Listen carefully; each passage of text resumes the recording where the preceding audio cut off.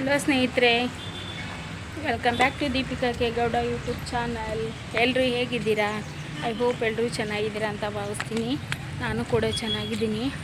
ಹಾಗೆ ಇವತ್ತು ಸ್ವಲ್ಪ ಸಾಂಬಾರು ಮಾಡಬೇಕಿತ್ತು, ಹಂಗಾಗಿ ಸ್ವಲ್ಪ ತರಕಾರಿ ಅಂಗಡಿ ಹೋಗೋಣ ಅಂತ ಹೋಗ್ತಾ ಇದ್ದೀನಿ.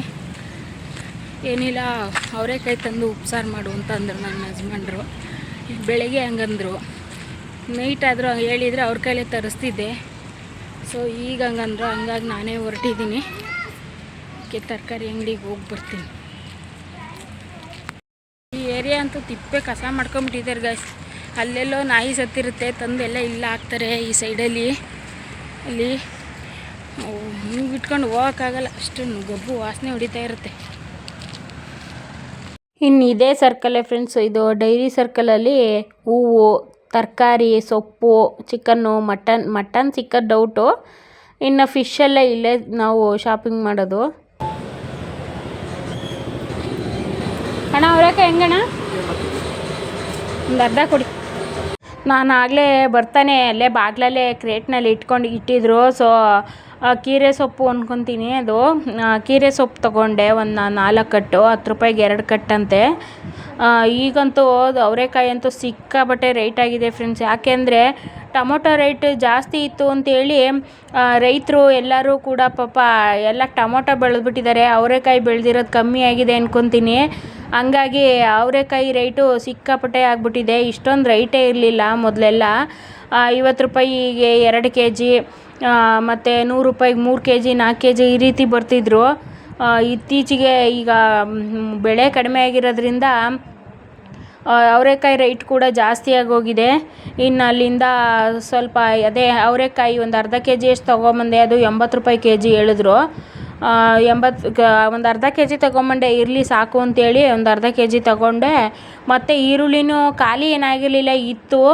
ಬಟ್ ಮತ್ತು 2 ದಿವಸಕ್ಕೆ ಹೇಗೂ ಮತ್ತೆ ತರಿಸ್ಲೇಬೇಕಲ್ಲ ಅಂತೇಳಿ ಹೇಗೂ 40 ರೂಪೀಸ್ ಚೇಂಜ್ ಉಳಿದಿದೆ ಅಂತ ಹೇಳಿದರು. ಅಂದರೆ ಸೊಪ್ಪು ಮತ್ತು ಅವರೆಕಾಯಿಂದ 60 ರೂಪಾಯಿ ಏನೋ ಆಗಿತ್ತು. ಹಂಗಾಗಿ ಇನ್ನು 40 ರೂಪಾಯಿಗೆ ಇನ್ನೇನು 1 kg ಈರುಳ್ಳಿ ತೊಗೊಳ್ಳೋಣ ಬಿಡು ಅಂತೇಳಿ ಈರುಳ್ಳಿ, ಹಾಗೆ ಸೊಪ್ಪು ಮತ್ತು ಅವರೆಕಾಯಿ ಎಲ್ಲ ತೊಗೊಂಬಂದೆ. ಇನ್ನು ಮಧ್ಯಾಹ್ನಕ್ಕೆ ಸ್ವಲ್ಪ ಸಾಂಬಾರು ನಾನು ಮಧ್ಯಾಹ್ನನೇ ಮಾಡಿಟ್ಬಿಟ್ಟಿರ್ತೀನಿ. ನಾನು ಪ್ರೀವಿಯಸ್ ವ್ಲಾಗ್ಗಳಲ್ಲೇ ಹೇಳಿದ್ದೀನಿ ಅನ್ಕೊತೀನಿ. ಮಧ್ಯಾಹ್ನನೇ ಮಾಡಿಟ್ಬಿಡ್ತೀನಿ. ಇನ್ನು ಸಂಜೆ ಹೊತ್ತು ರಾತ್ರಿ ಟೈಮು ಮುದ್ದೆ ಅನ್ನ ಮಾತ್ರ ಮಾಡ್ಕೊತೀನಿ. ಹಂಗಾಗಿ ಅಡುಗೆ ಎಲ್ಲನೂ ಮಾಡಿಟ್ಬಿಡ್ತೀನಿ. ಸೊ ಇಲ್ಲಿ ನಮ್ಮ ಮನೆ ಹತ್ರ ನಮ್ಮ ಎದುರುಗಡೆ ಒಂದು ಸೈಟ್ ಇದೆ. ಸೊ ಅಲ್ಲೇ ಬಾಗಿಲಿದೆ. ಆ ಬಾಗಿಲಲ್ಲಿ ಮೊದಲೆಲ್ಲ ಅಲ್ಲಿ ಸ್ವಲ್ಪ ದಿವಸ ನಾಯಿ ಎಲ್ಲ ಅಲ್ಲಿ ಖಾಲಿ ಮನೆ ಹತ್ರ ಇದ್ದೋ. ನಾನು ಪ್ರೀವಿಯಸ್ ವಿಡಿಯೋದಲ್ಲಿ ತೋರಿಸಿದ್ದೆ. ಆ ನಾಯಿ ಎಲ್ಲ ಇಲ್ಲಿ ಬಂದು ಸೇರ್ಕೊಂಡ್ಬಿಟ್ಟಿದ್ದೋ. ಅದರಲ್ಲಿ ಯಾವುದೋ ಒಂದು ನಾಯಿ ಮಾತ್ರ ಸತ್ತೋಗ್ಬಿಟ್ಟಿತ್ತು. ಸೊ ಹಂಗಾಗಿ ಅದನ್ನು ಎತ್ತಾಕ್ಸ್ಲಿಕ್ಕೆ ಅಂತೇಳಿ ನಮ್ಮ ಮನೆ ನೈಬರ್ಗೆ ಹೇಳಿದ್ದೆ. ಅವರು ನೈಬರ್ ಅಂಕಲ್ಗೆ ಅವರು ಈ ಅಂಕಲ್ನ ಕಳಿಸ್ಕೊಟ್ಟಿದ್ರು. ಹಂಗಾಗಿ ಅವರು ಬಂದು ಅದು ಎತ್ತಾಕಿದ್ರು ನಾಯಿನ. ಪಾಪ ಏನಾಗಿತ್ತೋ ಏನೋ ಗೊತ್ತಿಲ್ಲ. ಹಂಗೂ ಈ ಅಂಕಲ್ ಬಂದು ಒಂದು ಚೀಲ ಕೇಳಿದ್ರು. ಸೊ ಚೀಲ ಕೊಟ್ಟೆ, ಅದ್ರಲ್ಲಿ ತಗೊಂಡೋಗಿ ಎತ್ತಾಕಿದ್ರು. ಆ ಚೀಲ ಬೇಕಂತೇಳಿ ತಿರ್ಗಿ ಅವರೇ ತೊಗೊಂಡು ಹೋದ್ರು. ಮತ್ತು ಎತ್ತಾಕಿದ್ಕೆ ಏನಾದ್ರು ಕೊಡಲ್ಲೇನಮ್ಮ ಅಂದರು. ಎಷ್ಟು ಕೊಡಲಿ? ಒಂದು 10 ಕೊಡಲ 20 ಕೊಡಲ ಅಂದೆ. ಎಷ್ಟಾಗುತ್ತೆ ಅಷ್ಟು ಕೊಡಮ್ಮ ಅಂದರು. ಪಾಪ ಎತ್ತಾಕಿದಾರಲ್ವ ಅಂತ ಹೇಳಿ ಇನ್ನು ನಾವಾಗಿದ್ರು ಎತ್ತಾಕ್ತಿದ್ವಾ? ಇಲ್ಲ. ಹಂಗಾಗಿ ಎತ್ತಾಕಿದಾರಲ್ಲ ಹೋಗ್ಲಿ ಬಿಡು ಅಂತೇಳಿ ಒಂದು 10 ರೂಪಾಯಿ ಕೊಟ್ಟು ಕಳಿಸ್ದೆ ನಾನು. ಇನ್ನು ಅದನ್ನು ನೋಡಿಕೊಂಡು ಇನ್ನು ತರಕಾರಿ ಎಲ್ಲ ಕಾಳೆಲ್ಲ ಬಿಡಿಸಿರ್ಲಿಲ್ಲ. ಸೊ ಆ ಕಾಳನ್ನೆಲ್ಲ ಬಿಡಿಸ್ಕೊತಾ ಇದ್ದೆ. ಅಂದರೆ ನೈಟ್ ಟೈಮ್ ಆದರೆ ನನ್ನ ಹಸ್ಬೆಂಡ್ ಹೆಲ್ಪ್ ಮಾಡ್ತಾರೆ. ಪಾಪ ಇಂಥವೆಲ್ಲ ಮಾಡಲ್ಲ ಅಂತ ಹೇಳಲ್ಲ. ಕಾಯೆಲ್ಲ ಬಿಡಿಸ್ಕೊಡೋದೆಲ್ಲ ಮಾಡ್ತಾ ಬಿಡಿ. ಇನ್ನು ನನ್ನ ಹಸ್ಬೆಂಡ್ ಇಂಥವು ಕಾಳು ಬಿಡಿಸ್ಕೊಡೋದು, ಸೊಪ್ಪು ಸೋಸ್ಕೊಡೋದು ಅವೆಲ್ಲ ಹೆಲ್ಪ್ ಮಾಡಿಕೊಡ್ತಾರೆ ಪಾಪ.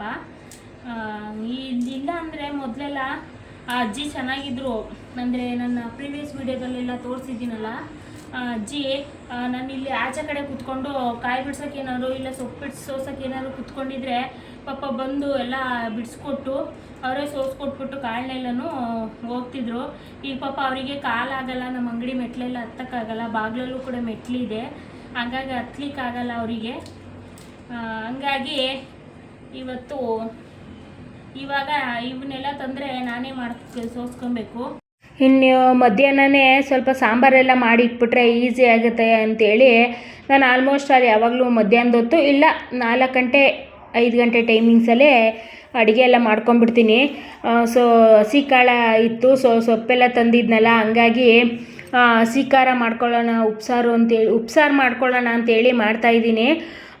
ಹುಣಸೆಹಣ್ಣು ಅಂಗಡಿನಲ್ಲೆಲ್ಲ ಹಾಗೆ ಉಂಡುಂಡೆ ಹಂಗೆ ಹಾಕ್ಬಿಟ್ಟಿರ್ತಾರೆ, ಅದರೊಳಗೆ ಹಾಗೆ ಹುಣಸೆಹಣ್ಣಿನ ಬೀಜ ಎಲ್ಲ ಹಾಗೆ ಇರುತ್ತೆ. ಇನ್ನು ಮಿಕ್ಸಿಗೆ ಹಾಕಿದ್ರೆ ಮಿಕ್ಸಿ ಅಲ್ಲೆಲ್ಲ ಹಾಳಾಗ್ಬಿಡುತ್ತೆ. ಹಂಗಾಗಿ ಸ್ವಲ್ಪ ಹುಣಸೆಹಣ್ಣು ಹಾಕ್ಕೊಳ್ಳುವಾಗ ಕ್ಲೀನ್ ಮಾಡಿರ್ತೀನಿ, ಅಂದರೂ ಮಿಸ್ಸಾಗಿ ಒಂದೊಂದು ಎಲ್ಲಾದರೂ ಬೀಜ ಎಲ್ಲ ಸಿಕ್ಕಿ ಅದರೊಳಗೆ ಇರುತ್ತೆ ಹುಣಸೆ ಬೀಜ ಎಲ್ಲ. ಹಂಗಾಗಿ ಅದನ್ನೊಂಚೂರು ಕ್ಲೀನ್ ಮಾಡಿಬಿಟ್ಟು ಹಾಕ್ಕೊತೀನಿ, ಬೀಜ ಎಲ್ಲ ತೆಗೆದುಬಿಟ್ಟು. ಇನ್ನು ಖಾರಕ್ಕೆಲ್ಲ ರೆಡಿ ಮಾಡ್ಕೊಳ್ಳೋಣ ಅಂತ ಇದು ಮಾಡಿದೆ. ಇದು ಮಸಾಲೆ ಡಬ್ಬಿದಲ್ಲಿ ಜೀರಿಗೆ ಬೇರೆ ಖಾಲಿ ಆಗಿಬಿಟ್ಟಿತ್ತು. ಸೊ ಹಂಗೆ ಇತ್ತು, ಜೀರಿಗೆ ಸ್ಟಾಕ್ ಇಟ್ಕೊಂಡಿರ್ತೀನಿ ನಾನು, ಅದನ್ನು ಸೊ ಹಾಗೆ ಫಿಲ್ ಮಾಡಿಕೊಂಡು ಇನ್ನು ಉಪ್ಸಾರು ಖಾರಕ್ಕೆಲ್ಲ ರೆಡಿ ಮಾಡ್ಕೊತಾ ಇದ್ದೆ. ನನ್ನ ಹಸ್ಬೆಂಡಿಗೆ ಉಪ್ಸಾರಿಗಿಂತ ಹಸಿ ಖಾರ ಅಂದರೆ ತುಂಬಾ ಇಷ್ಟ ಆಗುತ್ತೆ ಫ್ರೆಂಡ್ಸ್. ಅಂದರೆ ಹಸಿಮೆಣ್ಸಿನ್ಕಾಯಿ ಅಂದರೆ ಸ್ವಲ್ಪ ಗ್ಯಾಸ್ಟ್ರಿಕ್ ಆಗ್ಬೋದು ಅನ್ನೋ ಕಾರಣಕ್ಕೆ ನಾನು ಗೊಡ್ಗಾರಕ್ಕೂ ಕೂಡ ನಾನು ಒಣಮೆಣ್ಸಿನ್ಕಾಯಿನೇ ಯೂಸ್ ಮಾಡೋದು ಆಲ್ಮೋಸ್ಟ್ ಆಲು. ಯಾವಾಗಲಾದ್ರೂ ಒಂದು ಟೈಮ್ ತಿಂದರೂ ಆಗುತ್ತೆ, ಬಟ್ ನನಗೆ ಹಸಿಮೆಣ್ಸಿನ್ಕಾಯಿ ಖಾರ ಅಂದರೆ ಅಷ್ಟಾಗಿ ಇಷ್ಟ ಆಗಲ್ಲ. ಇನ್ನು ಅವರೊಬ್ಬರಿಗೆ ಅಂತಲೇ ಮಾಡಿದ್ರು ಕೂಡ ಸುಮ್ಮನೆ ಸಾಂಬಾರು ಖಾರ ಎಲ್ಲ ಉಳ್ಕೊಳ್ಳುತ್ತೆ. ಹಂಗಾಗಿ ಅವರು ಒಣಮೆಣ್ಸಿನ್ಕಾಯಿದೇ ಕೇಳ್ತಾರೆ. ಸೊ ಹಂಗಾಗಿ ಒಣಮೆಣ್ಸಿನ್ಕಾಯಲ್ಲೇ ಖಾರನೂ ರುಬ್ಕೊಂಡು ಇನ್ನು ಅವರಿಗೆ ಸಪ್ರೇಟಾಗಿ ತೆಗ್ದಿಟ್ಕೊಂಡೆ. ಖಾರನ, ಹಸಿ ಖಾರನ ಅವ್ರಿಗೇನು ಬೇಯಿಸಲ್ಲ. ಹಾಗೆ ಪಕ್ಕದಲ್ಲೇ ಸ್ವಲ್ಪ ಇದು ಸೆಪ್ಪೆ ಸಾರು ಕೂಡ ಅದೊಂದು ಸಪ್ರೇಟಾಗಿ ಅವ್ರಿಗೆ ಅಂತಲೇ ಇಟ್ಬಿಡ್ತೀನಿ. ನನಗೂ ನನ್ನ ಮಗನಿಗೂ ಇಷ್ಟ ಆಗಲ್ಲ ಹಸಿ ಖಾರ. ಇನ್ನೇನು ಅಡುಗೆ ಕೂಡ ಮುಗಿಸ್ಕೊಂಡೆ, ಆ ಕಡೆ ಸಾಂಬಾರು ಬೇಯ್ತಾ ಇತ್ತು. ಇನ್ನು ಸೊಪ್ಪು ಕೂಡ ಒಗ್ಗರಣೆ ಮಾಡ್ಕೊಂಡೆ. ಸೊಪ್ಪಿಗೆ ಒಗ್ಗರಣೆ ಮಾಡ್ಕೊಳ್ಳಿಲ್ಲ ಅಂದರೆ ನಮಗೆ ತಿನ್ನೋಕ್ಕೆ ಇಷ್ಟ ಆಗಲ್ಲ. ಸೊ ಹಂಗಾಗಿ ಸ್ವಲ್ಪ ಸೊಪ್ಪು ಒಗ್ಗರಣೆ ಕೂಡ ಮಾಡಿಕೊಂಡೆ. ಓಕೆ ಫ್ರೆಂಡ್ಸ್, ಇನ್ನು ಮಧ್ಯಾಹ್ನದ ಅಡುಗೆ ಎಲ್ಲ ಮುಗಿಸ್ದೆ. ಆಮೇಲೆ ಸ್ವಲ್ಪ ಹೊತ್ತು ರೆಸ್ಟ್ ಮಾಡಿದೆ. ಸೊ ಈಗ ಟೈಮ್ ಬಂದು ಆಗಲೇ 7:40 ಆಗಿದೆ. ಇನ್ನೇನು ಅನ್ನ ಮುದ್ದೆ ಒಂದು ಮಾಡಬೇಕು. ನನ್ನ ಮಗ ಪಾನಿಪುರಿ ಬೇಕು ಅಂತ ಬೆನ್ನತ್ತಿದ್ದ. ನನ್ನ ಹಸ್ಬೆಂಡ್ ಪಾಪ ತಂದ್ಕೊಡೋಕ್ಕೆ ಅಂತ ಹೋಗ್ತಾ ಇದ್ದಾರೆ. ಆಯ್ರಿ. ಇನ್ನು ಅವನು ಹೋಮ್ವರ್ಕ್ ಬರಿತಾ ಕೂತಿದ್ದಾನೆ. ಇನ್ನು ನಾಳೆ ಇನ್ನೇನು ಸಾಟರ್ಡೆ, ಇವತ್ತು ಟ್ಯೂಷನ್ ರಜಾ ಇತ್ತು. ಸೊ ಹಂಗಾಗಿ ಹೋಮ್ವರ್ಕ್ ಕೊಟ್ಟಿದ್ದಾರೆ ಜಾಸ್ತಿ. ಸೊ ಹೋಮ್ವರ್ಕ್ ಬರಿತಾ ಇದ್ದಾನೆ ನೋಡಿ. ಅವನು ಹೋಮ್ವರ್ಕ್ ಕಂಪ್ಲೀಟ್ ಆದಮೇಲೆ ನನ್ನ ಕ್ಲಾಸ್ ಏನಿದೆ ಅದು ನಾನು ತೊಗೊಬೇಕು. ಈಗ ಒಂದು ಟ್ಯೂಷನ್ ಹೋಮ್ವರ್ಕು, ಹಾಗೆ ಸ್ವಲ್ಪ ಕನ್ನಡ ನೋಟ್ಸ್ ಎಲ್ಲ ಕಂಪ್ಲೀಟ್ ಮಾಡೋದಿತ್ತು. ಸೊ ಹಂಗಾಗಿ ಕಂಪ್ಲೀಟ್ ಮಾಡ್ಕೊತಾ ಇದ್ದಾನೆ ಅವನು. ಓಕೆ ಫ್ರೆಂಡ್ಸ್, ಇದಾಗಿತ್ತು ಇವತ್ತಿನ ವ್ಲಾಗು. ಈ ವ್ಲಾಗ್ ನಿಮಗೆ ಇಷ್ಟ ಆದರೆ ಮರೀದೆ ಲೈಕ್ ಮಾಡಿ.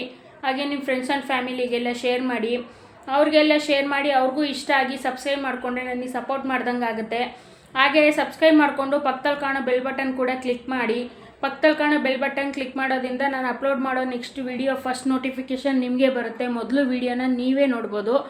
ಸೊ ಹಂಗಾಗಿ ಸಬ್ಸ್ಕ್ರೈಬ್ ಮಾಡಿ, ಬೆಲ್ ಬಟನ್ ಕೂಡ ಕ್ಲಿಕ್ ಮಾಡಿ. ಈಗಾಗಲೇ ಸಬ್ಸ್ಕ್ರೈಬ್ ಮಾಡ್ಕೊಂಡಿರೋರಿಗೆ ತುಂಬ ಹೃದಯದ ಧನ್ಯವಾದಗಳು. Stay tune, love you all, bye. ಸಿಗೋಣ ನೆಕ್ಸ್ಟ್ ವ್ಲಾಗ್ನಲ್ಲಿ.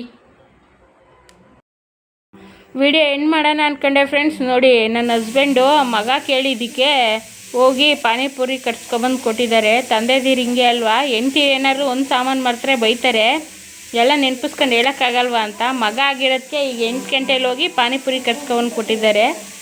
ತಂದೆದೀರು ಎಷ್ಟು ಗ್ರೇಟ್ ಅಲ್ವಾ. ನಾವು ಅಪ್ಪಾಜಿನೂ ಹಾಗೇನೆ. ಮಗ, ಪಪ್ಪಂಗೆ ಒಂದು ಥ್ಯಾಂಕ್ಸ್ ಹೇಳು. ಓಕೆ ಫ್ರೆಂಡ್ಸ್, ಬಾಯ್.